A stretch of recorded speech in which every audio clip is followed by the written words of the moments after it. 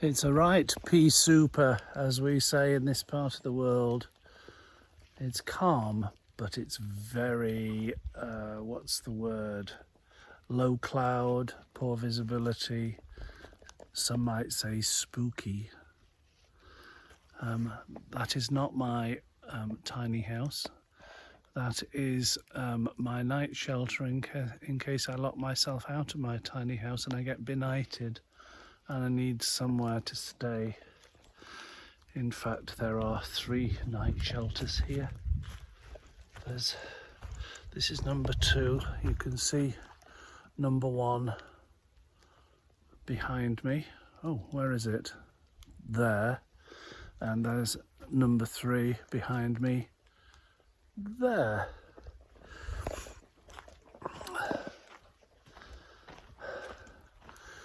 Very interesting. When the visibility is like this, I'm not going to use the word poor visibility, because you always see as you are, not as it is. So I can choose to see this as a glum, dull morning, but I'm not. It's calm and I'm glad to be out after some days of rain.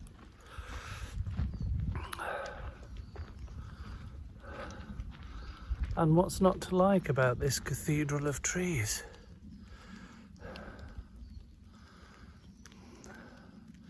Gaudi would be inspired by them, as indeed I am inspired by them.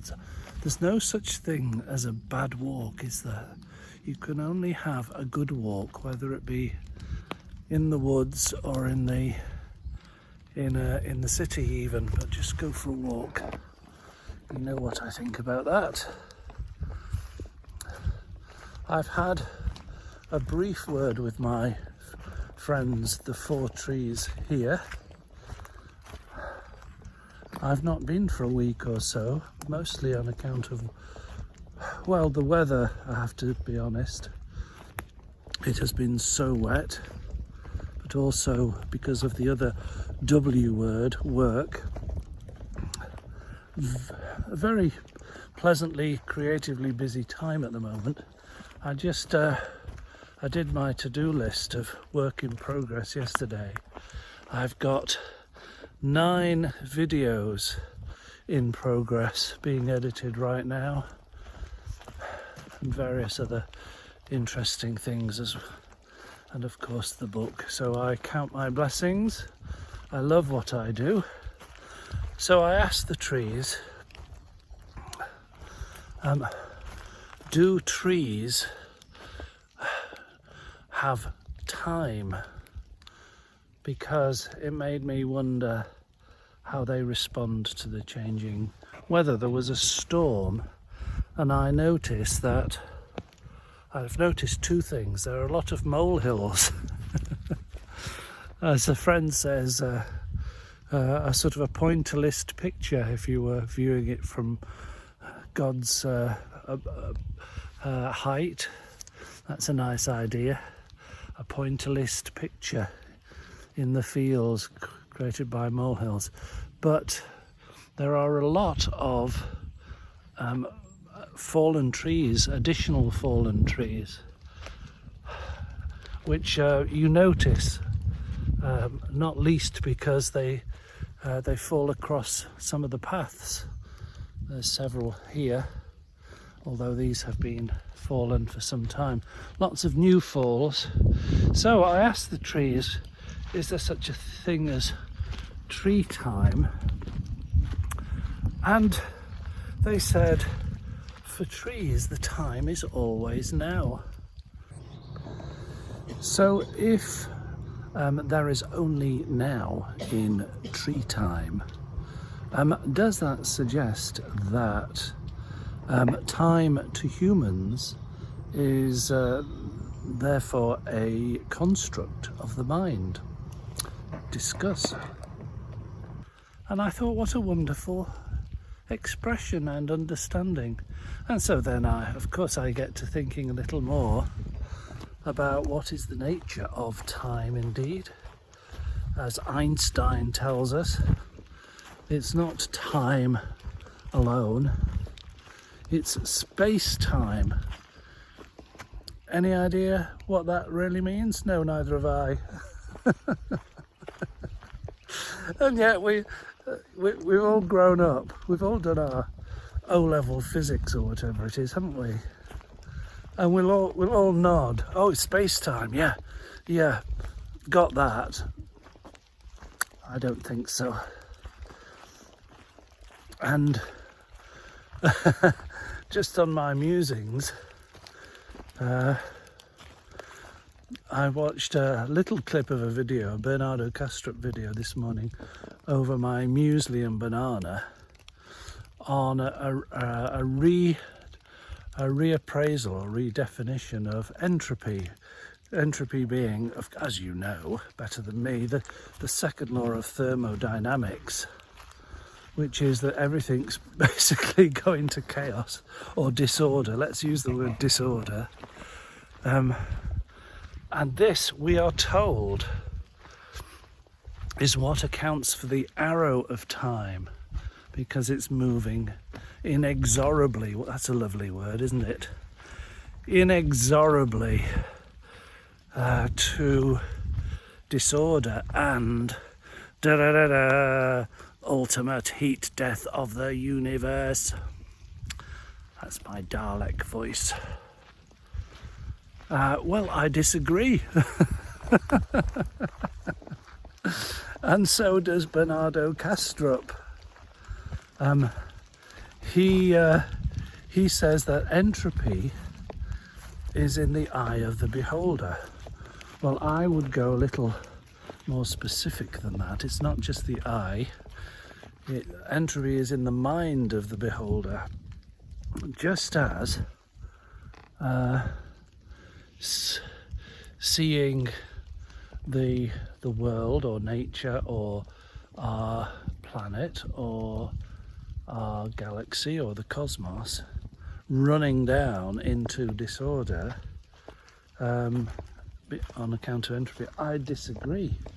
It implies nobody's got their hand on the steering wheel like the train without a driver, asleep at the wheel. I don't feel that way. Of course, I can't exactly set up a lab experiment to disprove it, but there are different types of knowledge, aren't there? Which I'm writing about at the moment. There's head knowledge, of course, what you might call empirical knowledge. There's second-hand knowledge, what somebody tells you is true, which we suck up. Like, for example, I'm going to be a little bit controversial now. Evolution.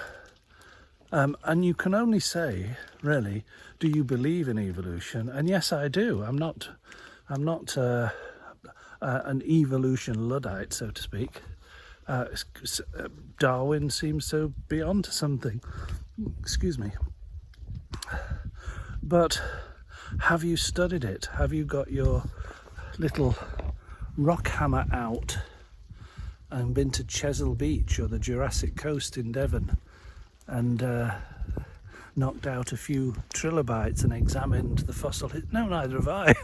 but we accept the word of others. This is sort of second-hand knowledge. And then, of course, there is, let's call it heart knowledge or intuitive knowledge of what just seems to be right. And as I say, for me anyway, on this wonderful, mysterious, let's call it mysterious, not spooky, morning walk, it seems to me intuitively that everything is in order, even though I've had a lot of rain. So it is, so be it. There are lots of things going on in the world that are most definitely disordered, but overall I intuitively feel the knowledge of there being direction, which in philosophical terms is called teleology.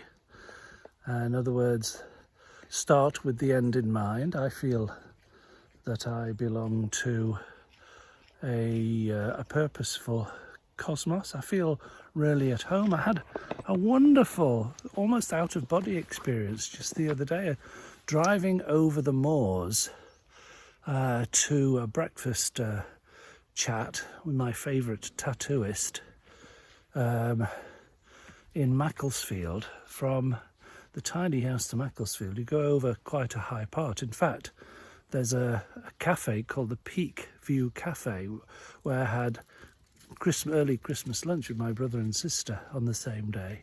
It's the highest, they tell me it's the highest inhabited village in the British Isles.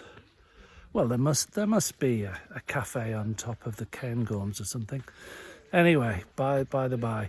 So, driving across the moors, the cloud's very low, but the sun just manages to break through and picks out the citadels of the city of Manchester, which was quite thrilling, a sort of temple to human imagination.